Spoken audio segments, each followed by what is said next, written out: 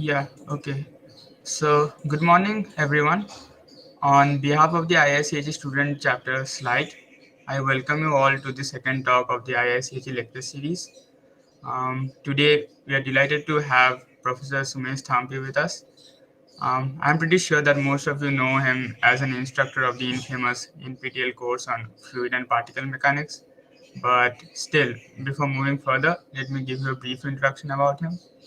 So, currently, Professor Thampi is an associate professor at the Department of Chemical Engineering at IIT Madras.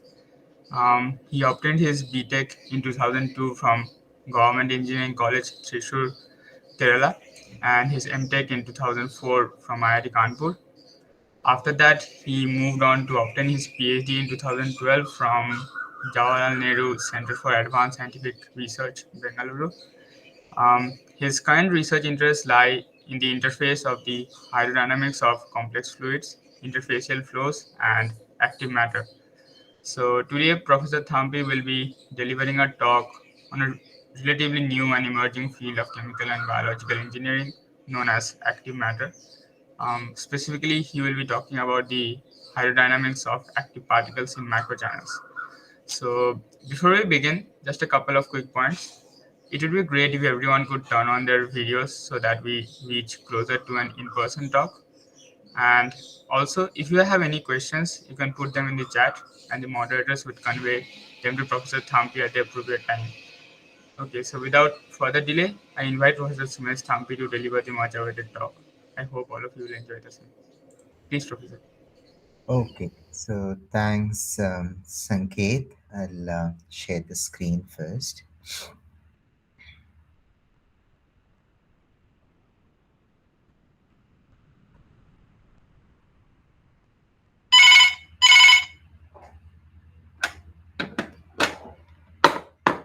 Um, yeah, you can see my screen now, right?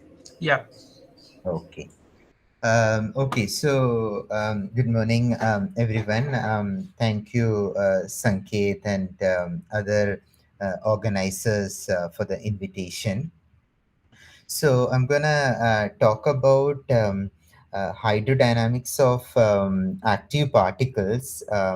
So I was happy to hear Sanket saying that this is an emerging field, and indeed is. And I should warn you that I am primarily going to talk about science than engineering today. So all of you are, students, graduate, or trying to or on the way to becoming chemical engineers. However, the research can be two types, right? Either it could be applied or it could be more fundamental, and our group is right now looking at more of fundamental aspects. So the things that I'm going to talk about, you are not going to immediately see as an application, in refinery or used in distillation column. But I think these are things which are much closer to nature, and you will see a variety of things happening there. And then the question would be, as engineers and scientists, would you be able to find applications or make them for the good use? Okay, so with that, let me move on. So this is what I'm planning to do around maybe first 15 minutes. I'll just try to stick to extremely fundamental things, just to bring all of you on board. And then I'll talk about two different problems, maybe 15 minutes, and then we'll see how it goes. So even though Sanket said we can keep the questions to the end, I'm also okay if you want to interrupt me in between, or if you want to type something in the chat box, so that you move along with me as we proceed. Okay. So let me first start by showing some nice videos of the things that we are trying to study right now. Okay, so the first video is supposed to show you this, that all of you have seen at least pictures of cells, right? And when you see cells, what you see is, or what the picture that comes to your mind is various filaments, various filamental networks as a system. So what people do is you take those filaments out of cells, make a suspension out of it, meaning disperse it in some medium, let's say aqueous medium. And then what happens is that those filaments just don't stay there as a static fluid, but it basically shows this kind of movement. Okay, now, you can see that this is because these are essentially living things, meaning that some sort of food is available, the same food that is making the cell alive, that such a thing is available to it, and that sort of generates some sort of mechanical motion. Okay, now the mechanical motion is very much random in this case, because it gets generated at random places. The forces generated are also random, and therefore you see this pattern that is getting generated in the fluid. So this is really an in vitro suspension of the cytoskeletal elements. Okay, so that's what the first thing is.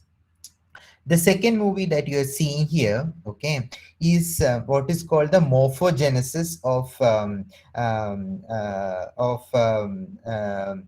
this, what you call the flies. Okay, the flies that you see around. So what it's supposed to show is that if you image the growth of its body, over days, this is what you're going to see. You see that the cells are proliferating. Okay, they are moving around, and the whole body is getting generated. And if you think about it as a flow, you can see that actually there is some sort of a flow that happens in the system. Okay, now again, we call this an active material. That's because the flow is not because you are applying a pressure gradient and then getting a flow out of it. It is because the cells are active, the cells are living, they reproduce, and then the whole thing is seem to be moving because of this activity that's happening inside the entire body.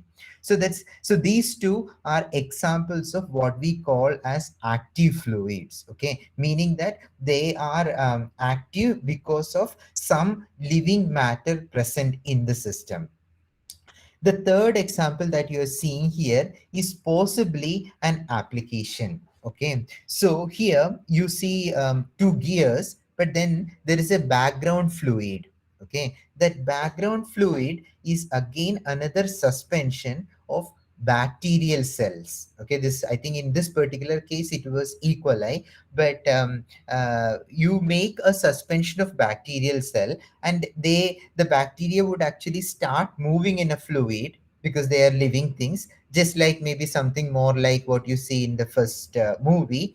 But then the motion is not going to be completely random. Okay, so various cells would interact. So when I say interact, you have seen flocks of birds, right? Particularly, I think in the winters, you will see that flocks of starlings and so on going together. So similarly, if you look at bacteria, they also exhibit what you call as collective motion. Okay, meaning many of them come together and then move, generating certain kind of flows. And I'll show you more of that. But here do you have such a suspension, and what you have done is two gears onto that fluid. Okay, so you have taken that fluid in a container, and then there is a interface of that fluid with the air, and you have put two micro gears. So these will be like few microns in size, meaning that the size of this gear will be smaller than the thickness of your hair strand.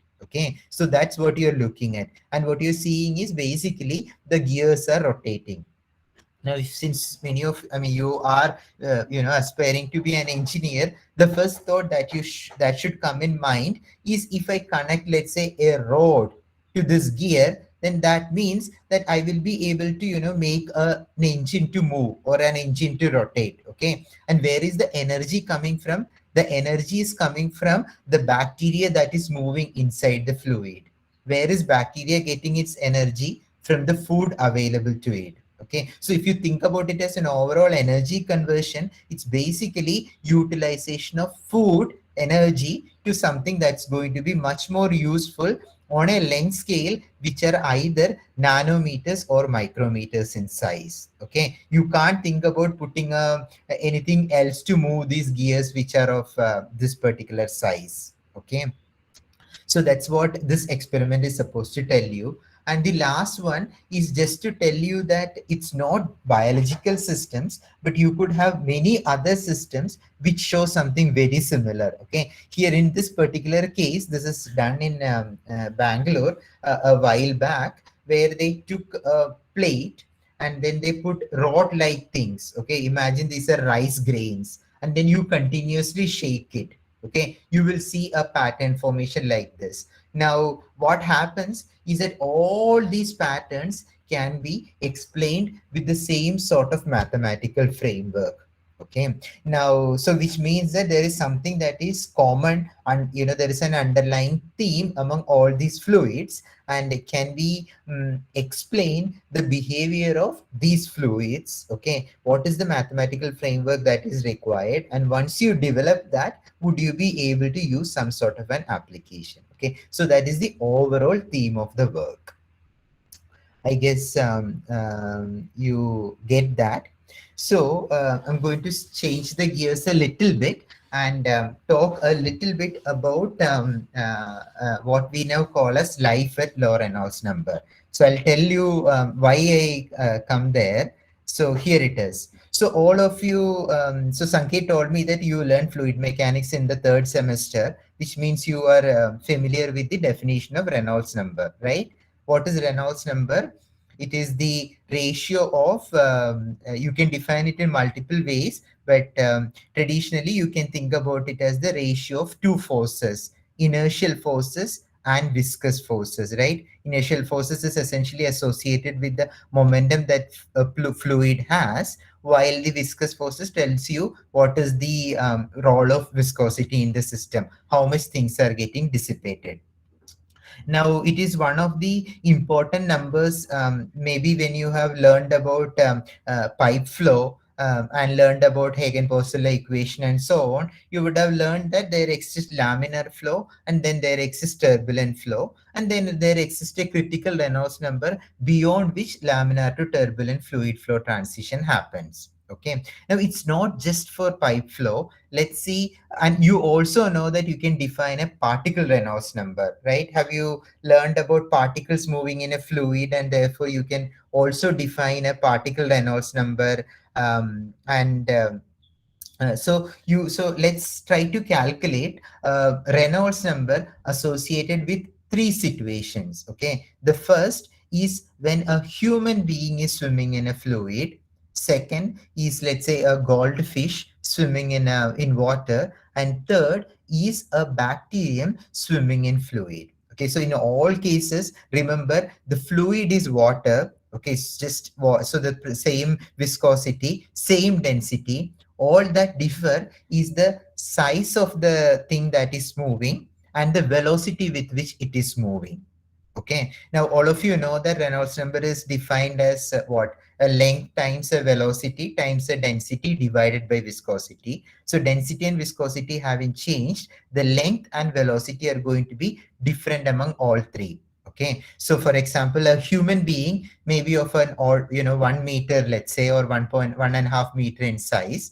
And if you look at how much it can move, maybe of the order of tens of 10 to hundreds of meters. So I think if you look at Olympics record and so on, it may be 60, 70 meters in a minute. So let's say it can move around 100 meters in 1 minute. So you know the length scale, you know the velocity scale, you can calculate the Reynolds number. If you think about a fish, it may be few centimeters. it may move few centimeters per second. So again, you can calculate Reynolds number. If you look at a bacterium, it may be a few microns in size, okay, and it may move few micrometers per second. So the lengths and velocities are very different, and therefore if I calculate Reynolds number, the Reynolds number associated with a human being swimming will be approximately 10 raised to 6. That might immediately click you and think that, oh, the flow is going to be more turbulent, like, and so on. While the fish is going to be around 100, okay, and for a bacterium, it will be 10 raised to minus 6. That means a bacterium is going to swim at a Reynolds number 10 raised to 12 times smaller than what a human being swims.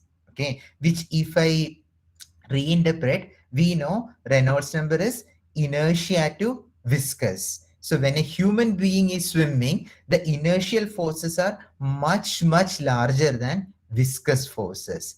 While E. coli or a bacterium swimming, inertial forces are much, much, much smaller than viscous forces.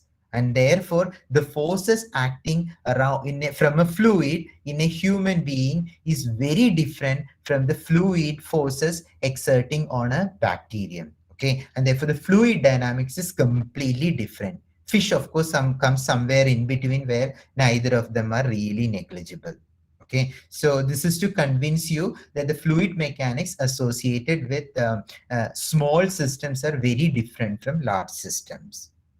So I hope I have convinced you with that. So as I mentioned earlier, if you have doubts or something, just go ahead and speak up, or put it in the chat box. I'll try to address it.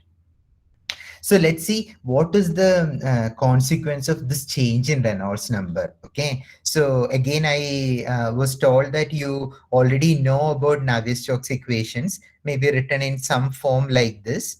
So the left hand side is what you call as inertial forces. The right hand side is you have pressure, and then you have viscous term. Okay, so if Reynolds number is very high, that means the left hand side of this equation is what is going to be most important. If Reynolds number is very small, then the left hand side is almost negligible. So when we speak about things like, cell moving or a bacteria moving, what is important is not the left hand side of Navier-Stokes equation, but only the right hand side of Navier-Stokes equation, where you will have only pressure forces and viscous forces, and inertia doesn't come into the picture. Okay, and these equations is what so the equations would be del dot u equal to 0. So this is the continuity equation, or mass conservation, and the second one is the momentum equation. Okay, you would have it's basically a force balance, saying that there is a balance between pressure and viscous forces. Even when you have flow through a pipe, it's exactly the same force balance that you have, that the pressure gradient that you are applying, okay, to move a fluid is countered by the viscous forces in the fluid. So it's exactly the same force balance that you have even when you talk about things which are moving on a small scale. So yeah, so this is now, these equations are very nice. Okay, the reason it's nice is because if the first thing that I'll talk about is what is linearity. So you have heard about linear equations in when you deal with mathematics.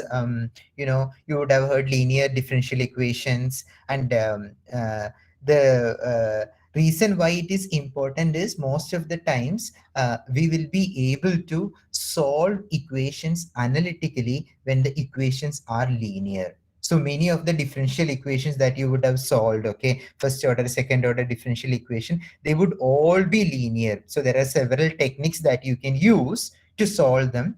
And the reason you are able to solve them, because linearity means if you know two solutions, you can add them up and then get a new solution, or the total solution out of it. So if you know several solutions, you can add them up, and that's the beauty of linear equations. Okay, here these equations are also linear. Why do I say it is linear? The first is actually a differential equation, meaning I have a divergence of u equal to 0. So if u1 is a solution and u2 is a solution, then u1 plus u2 will also be a solution. Similarly, the second equation is also linear. Why am I saying that? If P1 and U1 are, solutions of this equation, and P2 and U2 is a solution, then P1 plus P2 and U1 plus U2 will also be a solution. Which means if I want to solve flow problems at small scales, I can do it, by splitting it into several problems, solve small problems, and add all of them up, and then I can make a solution of it. So that's one good thing about when you study things on a small scale. Now the second thing, okay, maybe third thing I'll first talk about, the time independence. You can see that the time is not there in the system. Okay, so that means that this that's because acceleration is not there in the system, which means that it doesn't matter how fast or how slow a system reaches a steady state. You won't see things getting accelerated or decelerated at this scale. Okay, because so there's a little subtlety there, but that's because the Reynolds number is so small that you won't see such acceleration phases. So that's what it is. And the middle thing, the reversibility. And the reversibility again has to do with the fact that if u is a solution, minus u is also a solution. Okay, or minus p will also be a solution. So these are various properties that if you look at it mathematically. Now, let me show you how do you see it physically. Let's look at a video. So this is just downloaded from YouTube. This is a nice demonstration. You can see it. Corn syrup dyed red. So let me just tell you what the system is. So you have two cylinders, one cylinder, okay, concentrically placed in another cylinder. So I think in chemical engineering or in transport phenomena, we will say it's an annular system, okay. And what you have is a fluid which is between two cylinders, okay. And then that annular space is filled with a very viscous fluid. The reason they are putting a very viscous fluid is because the higher the viscosity, the smaller the Reynolds number. So they want to essentially bring the system to a very small Reynolds number. Okay. And what they are going to do is they are going to insert some dies, and then they are going to rotate the inner cylinder so that the fluid actually moves, and then they are going to illustrate if Reynolds is small, what is meant by reversibility. So I think with that introduction, we can see. So you have two cylinders, okay, with fluid in the annular space. Now we're going to put in corn syrup dyed green. Yeah, and in that viscous fluid, they have put one drop of a red dye. Now another drop of another color green here.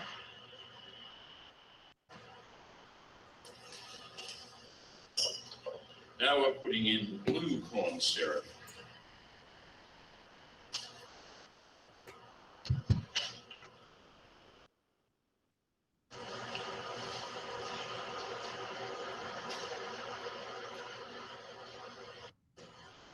So you can see that the fluid is very viscous. Okay, some oil they have. All right, now we're going to rotate these. So they're rotating the inner cylinder. So the fluid moves. So as the fluid moves, the drop of the drop of dye also basically going to get moves.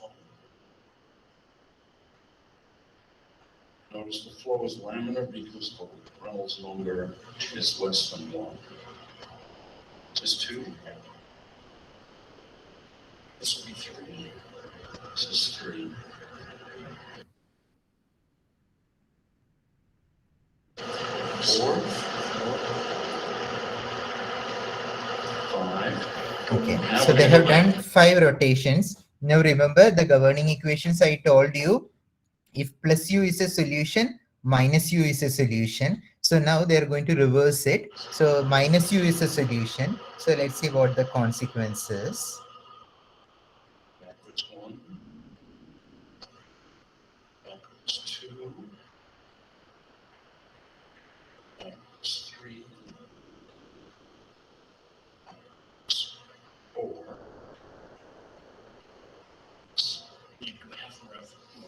Oh, I see.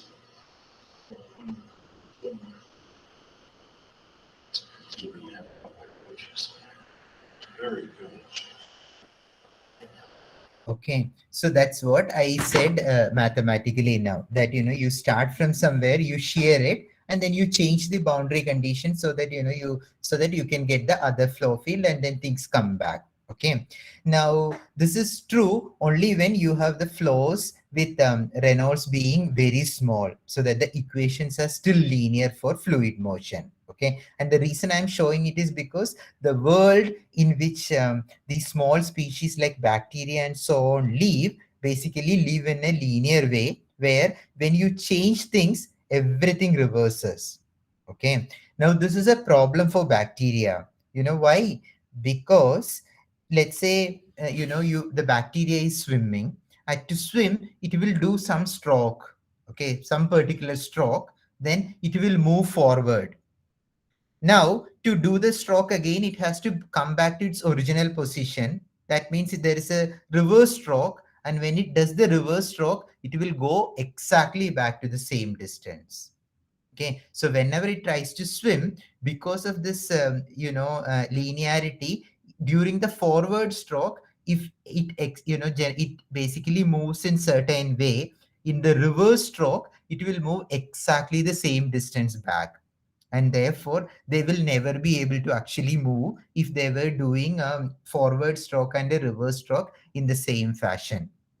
You can show several things mathematically, and therefore one of the first questions then people asked is how the hell they are actually moving, right? How can they move in the real system? Okay, so now we will not go into the details of the solution, so let me skip all this.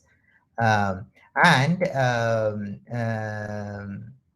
yeah, and the solution actually lies in this figure, so don't worry about the details.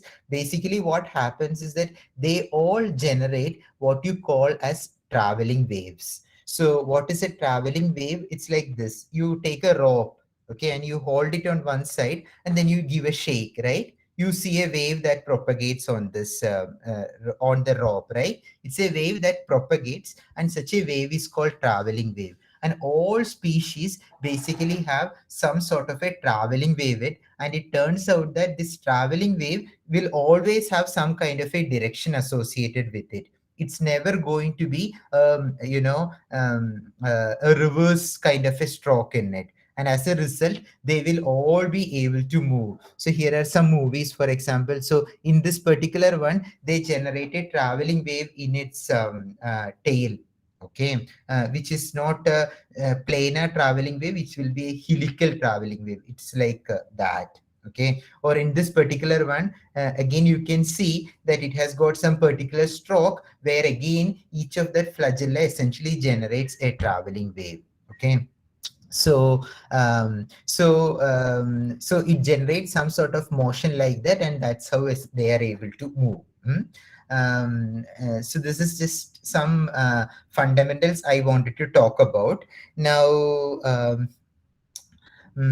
So what I'll do is now I'll take you to the some research that we do based on some of the things. I'm very sure that you may have several questions at this point, and to go further, I need to sort of either write things and explain. So I'll keep you with that curiosity so that you can sort of start reading about these things. So let's say, so one of this is a work that we did recently, where what we wanted to see was this case. Okay, let's say you consider one of that swimmer, which could be, let's say, a bacterium, and let's say it's moving, and when it is moving, it sees another dead particle on its way. So then what is it that is going to happen fluid mechanically? Okay, that is the question that we asked. So here it is. So this red, so for us, the swimmer will always be a spherical swimmer. Okay, it will be a sphere, and this blue arrow represents that it's actually going to move forward in certain direction. And let's say that you have this blue particle in its on its way, and if this blue particle is there, what is it going to happen to the red swimmer? What is it going to happen to the blue particle, and where does it go? Okay, how do I solve this problem? I essentially solve it by solving Navier-Stokes equation, of course at a Reynolds number, so that the left hand side is not at all important. Okay, how do I make this first particle a swimmer? You have to realize this very important fact, that many of you would have done settling experiments in your lab, right? Where you put a particle in a fluid and then you will measure what is the time required for a particle to translate, and then you would have verified Stokes law and so on, or maybe you calculated viscosity of a fluid out of it. So when you put a particle in a fluid and it settles because gravity is acting on it, meaning there is an external force that is acting on the particle. Okay, but when you have a bacterium that is moving, it is not because it's, an external force act on the on that particle or the swimmer. It's generating the thrust from the fluid itself. So see, there are two things that happens when a swimmer moves. It generates thrust from the fluid, but when it moves in the fluid, it also experiences drag on the particle or the swimmer. Okay, so it experiences Stokes drag, but it also gets a thrust from the fluid. So the fluid motion therefore is going to be very different than when a particle that settles under gravity.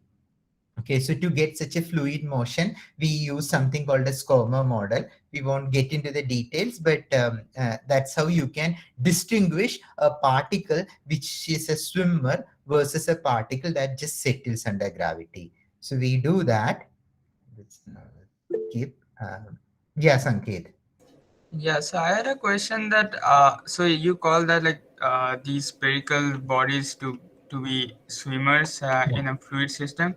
So basically, what should be the range of diameter or radius of the spherical system to qualify it as a microswimmer?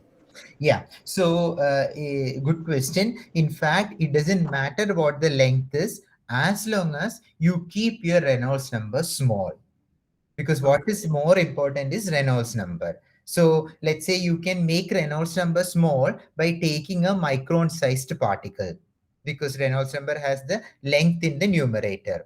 Or you can take a meter long big particle, but you have to take the viscosity to be so large. Imagine you are going to swim in the tar that is used for, in road laying, right? So imagine you have to swim in that. Again, you will be at a low Reynolds number. So it doesn't matter what exactly is the length scale. What matters is the Reynolds number. Yeah. Right. Yeah. Yeah. Also, one more question. In the reversibility experiment that you showed, in that experiment, should we always be taking a viscous fluid, or can we take a fluid that is less viscous but like possesses a more a less velocity, maybe? Yes, you can do that. So you can tweak all of them, because all we need is small Reynolds number. So we Yes. can either make, you can make the length to be very small. So in that particular experiment, the length scale will be the gap thickness between the Okay. inner and. So you can keep the inner and the outer very close to each other, so that the gap is very small, so that you can bring Reynolds number zero.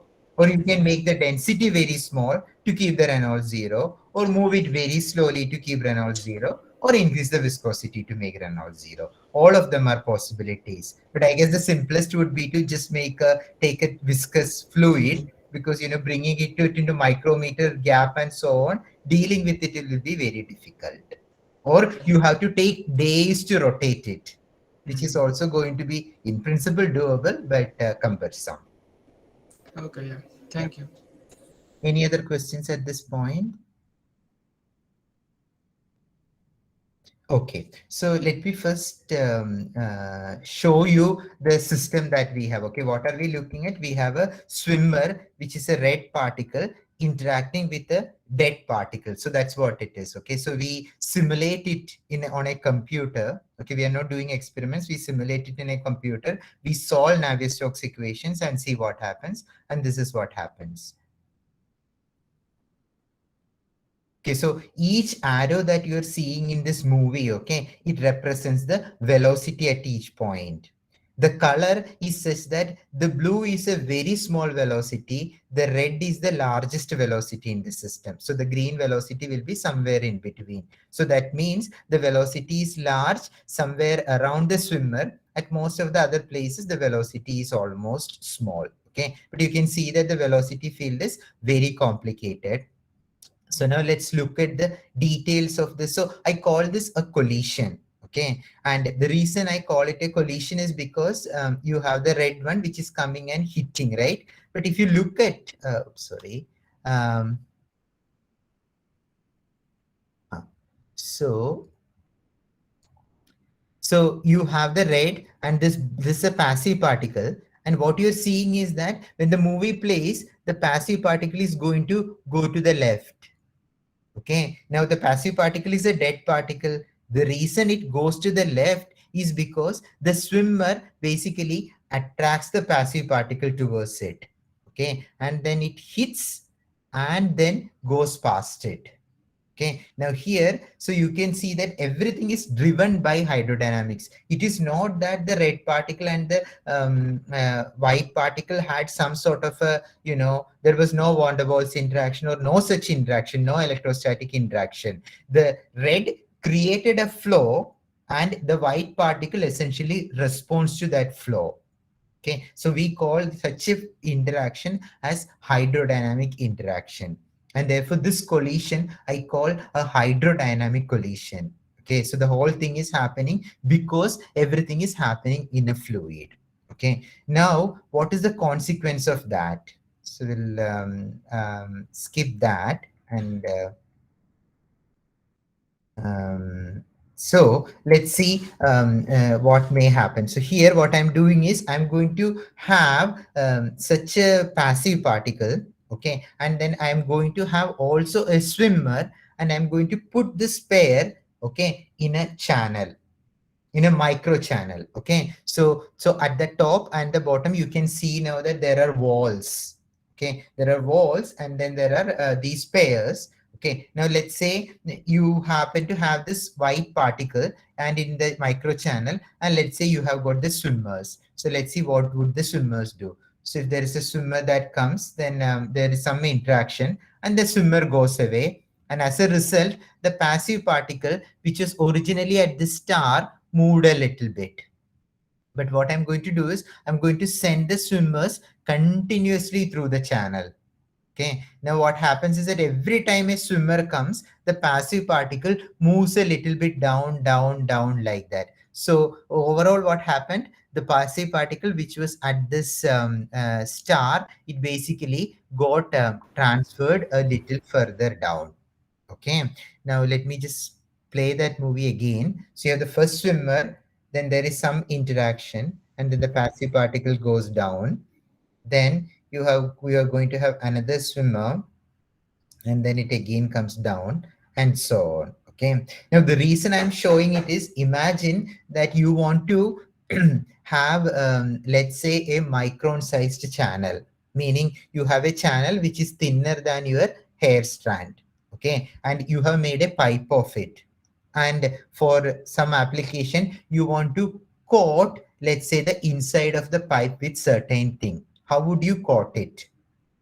You can't take it and paint it for sure, right? You need to find out some ways of doing it. So this is possibly one way where you can use swimmers, and let's say these are the coating particles that you have, and by sending the swimmers continuously you will be able to move these particles towards the surface and finally get the inside of that microchannel coated. Okay, so those are the kind of applications that one can think of. Okay, but you need to know, the first thing that you need to know was, when the swimmer goes, will these particles move actually towards the surface, or will it actually undergo more like a chaotic motion? And it looks like these passive particles will always go towards the surface. Of course, it depends upon what kind of a swimmer it is. So we look at what kind of a swimmer can do this job. When will it go to the surface? When will it go in the other direction? What should be the ratio of the size of the particle versus size of the bacterium? What should be the size of the bacterium versus the size of the channel? and what should be the fluid properties and so on. So these are some of the things that we inquire in such a study. Is that clear? Any questions at this point?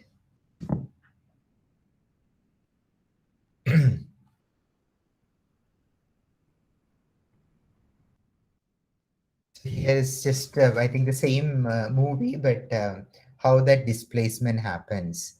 So that's a displacement from the first collision.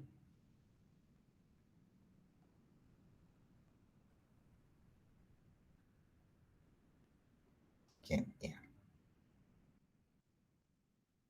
So I'll just conclude that part. Yeah. So I didn't talk many of them. I just showed you one possible, one problem that we studied in the lab, and maybe what may be the possible application.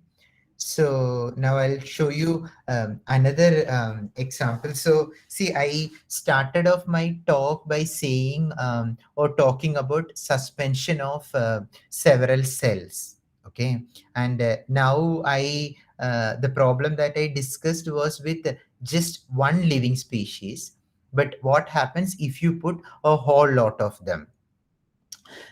Here was an example. So here is again a suspension, what we call as an active fluid, and then this is a toroid channel. Okay, remember this is again microchannel, meaning there may be few microns in size, and you take this active fluid in this disc, actually not a disc, this is a toroid.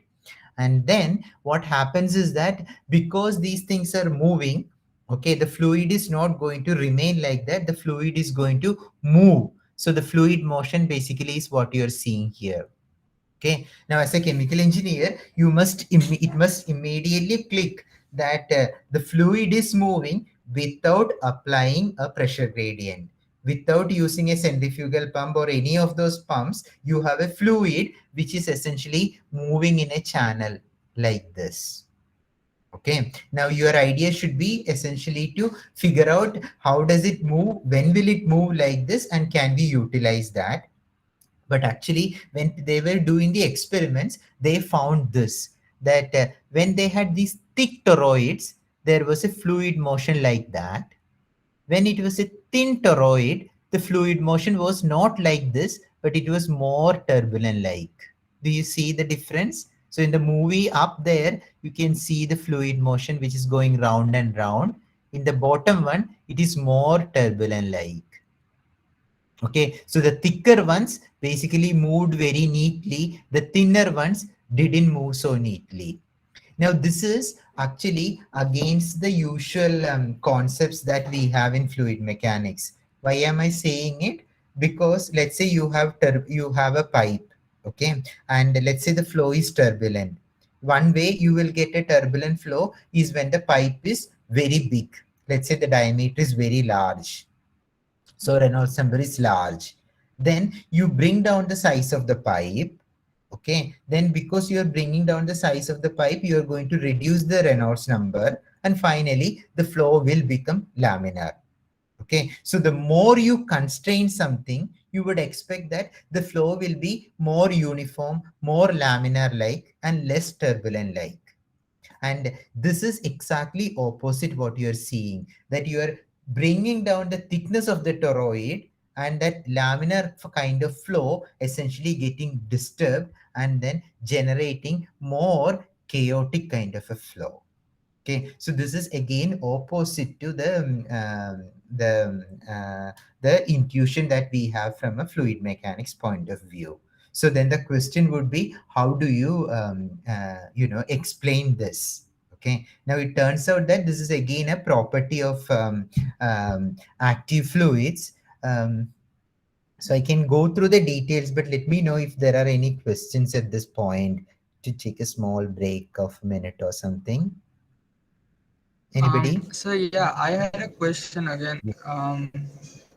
Yeah. So can you please move to the slide where you showed that coating experiment? Yeah. Yeah. So in this experiment, so you showed that when you are like projecting a swimmer to that particle, the flow is not chaotic.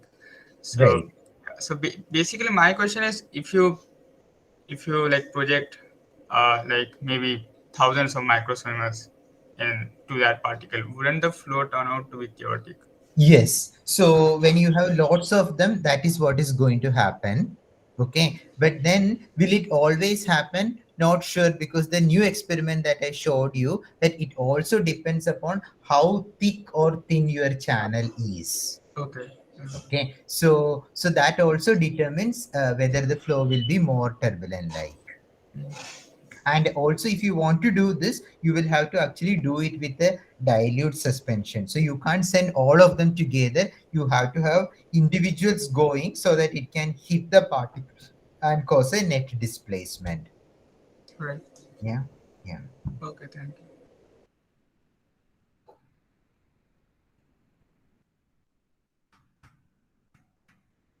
uh,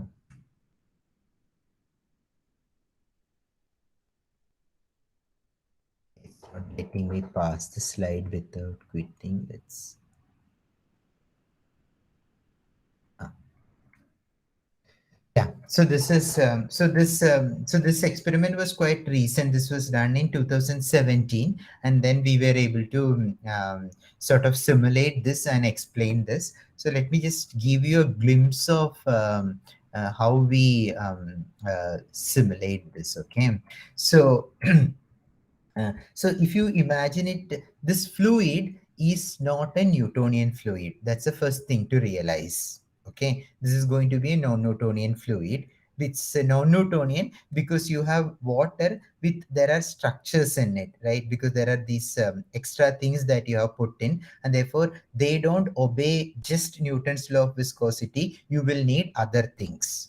Okay, and then you have to do that. So you have the usual mass conservation equation, then you will have a momentum conservation equation, and it will look a little complicated because you not only have viscous stresses, but you have to essentially account for the fact that it is overall a complex fluid.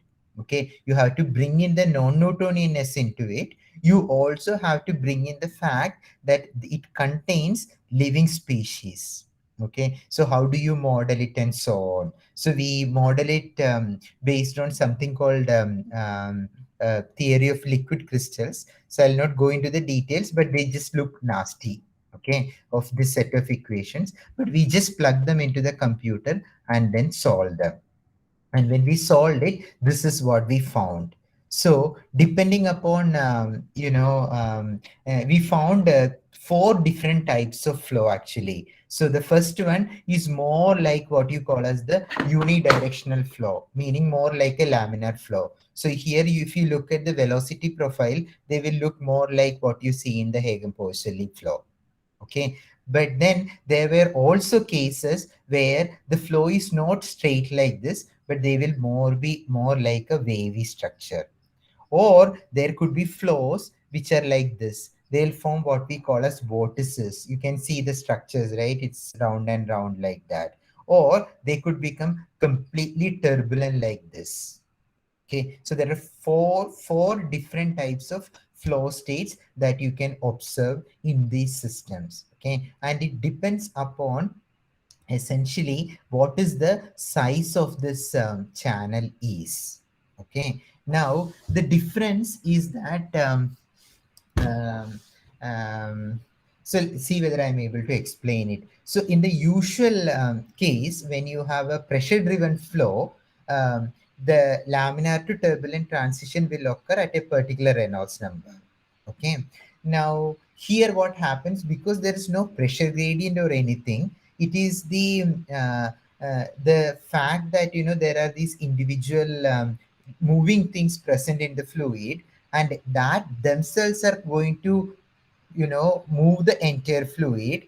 But now when they move, the confinement, the channels do not do not let the momentum to propagate propagate far away from each other. So let me try to tell you. So let's say you look at a particular point, At that particular point, there may be a species. It generates some flow. Now that flow will basically, that flow disturbance has to propagate in all directions. Okay, but when there are walls around it, the walls will stop that propagations. So therefore what happens is that the thinner and thinner you make, the propagations will be blocked a lot, and therefore you cannot, generate long scale flows, but the flows will become more and more turbulent like.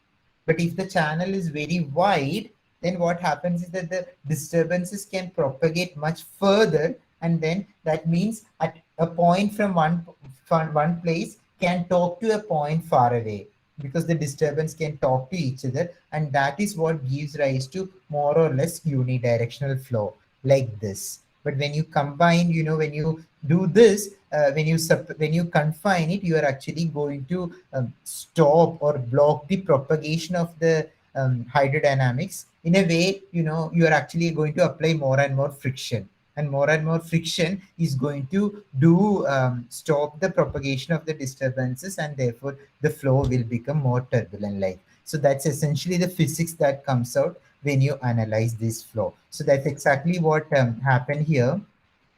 That when it was a thick channel, it allowed the propagation, the information to be transmitted to long distances. While when you make it thin, that thin channel essentially cuts off the propagation of the information, and that's what gives rise to this. So the message is that many of these fluids behave very counterintuitively. When you want to use it for something, they would be behaving in a completely different way than what we are familiar with. Okay, so therefore to know that, one needs to sort of simulate them, either do experiments or simulate them in a computer, and then learn how they behave. So that is was the objective of one of this work. I hope that clarifies. So I think I'll stop there. I'll just um, I'll leave all the math, and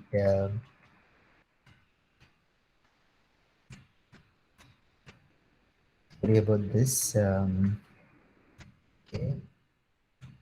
Yeah. So just wanted to acknowledge the people who have been associated with this work. Most of them are PhD students, and some of them are my collaborations. And the two works that I spoke about are both published. You will see them in the um, web. So you can, if you are interested, you can um, take a look.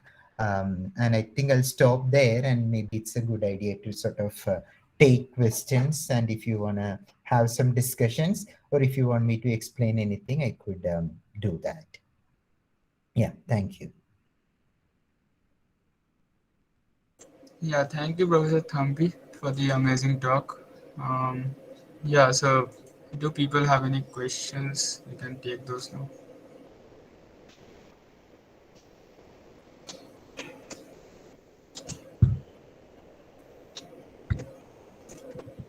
You can ask anything fundamental also if you want to. That also we could discuss.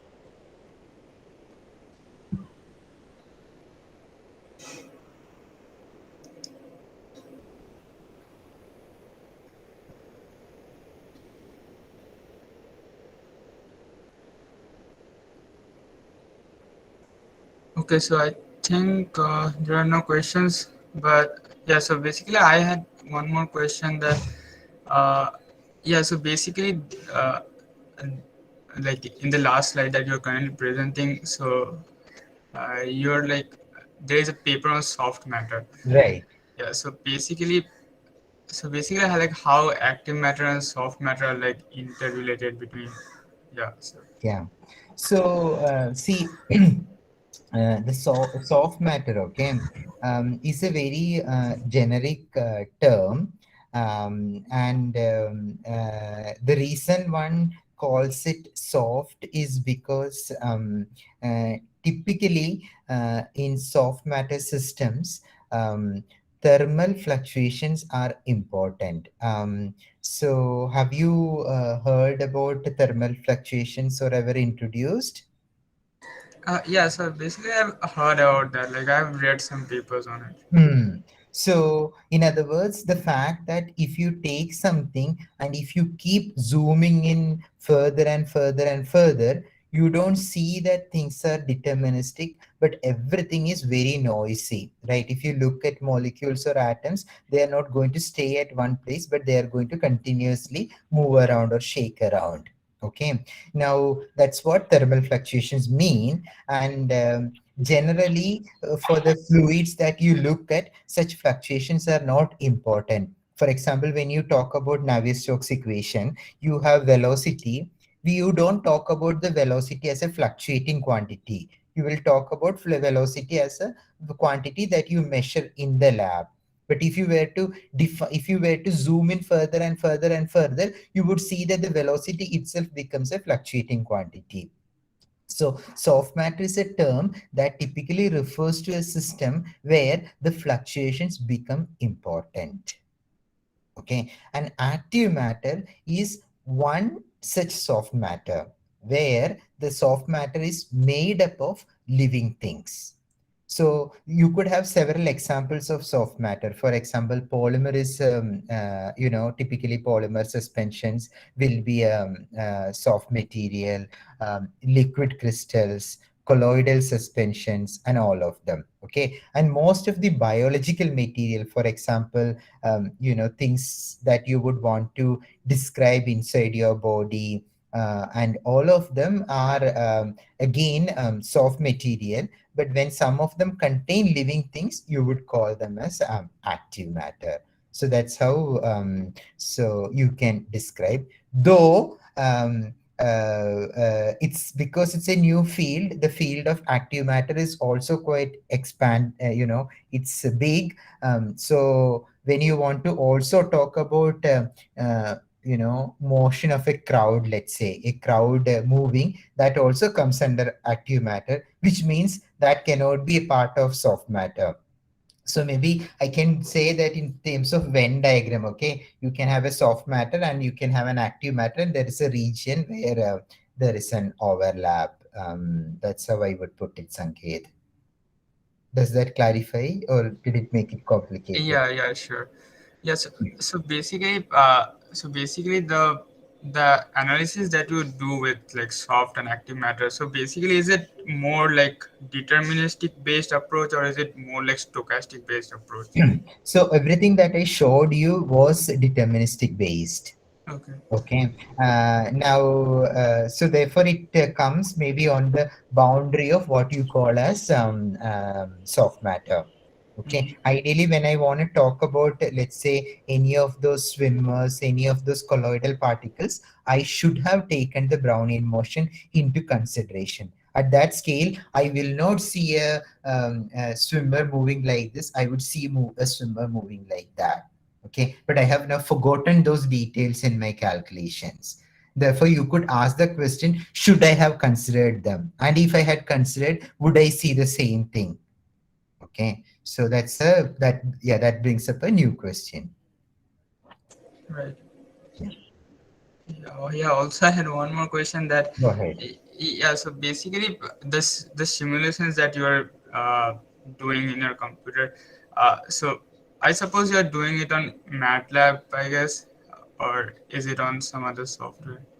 So the plots I think are mostly done in MATLAB, Mhm. but the calculations are done with various inbuilt codes, which students have written, I think, in C, and Okay. some of them probably are in C++. Okay. Okay, so we write our own codes to solve these equations. So finally, it's a set of partial differential equations, and you need to solve them. Okay, so what happens if you do it in MATLAB? It just becomes difficult because these are sufficiently large systems, and MATLAB will just die off if you load it. So we only use MATLAB to plot things, to do the calculations. We do it in C, get the data, load it in MATLAB, and plot it. Okay. Okay. Yeah. Thank you.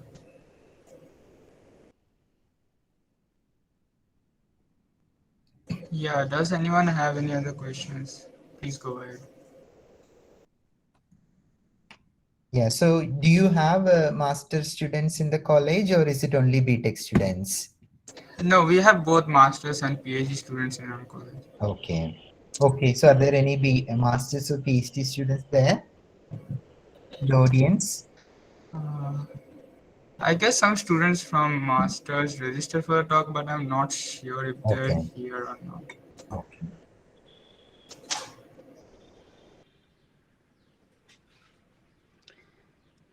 So, if no question is there, I think we must thank Professor Thampi. Thank you so much, sir. Myself, Professor Kamlesh here in the Department of Chemical Engineering. Thank you, ma'am. And probably the students are still in festive mood, and I expected some more number to join, but still it is very nice to listen to you. So you have given very complex things, you have shown in a very simplified manner, sir. So I think it will generate some more interest in the hydrodynamics amongst the students, and Yes. uh, and I hope we will have some more such interesting talks from you in future also. So Sure. Shreya, it is up to you. Yeah, thank you once again, Professor Thampi, for delivering this lecture in this festive season, and that too on a Saturday, which is generally a holiday. So, thank you so much for this amazing talk. Yeah. Thank you, everyone. I hope it kindled some interest for you to study well and learn more. See you all. Bye. Yeah, okay, bye. Definitely, definitely. Thank you everybody for joining in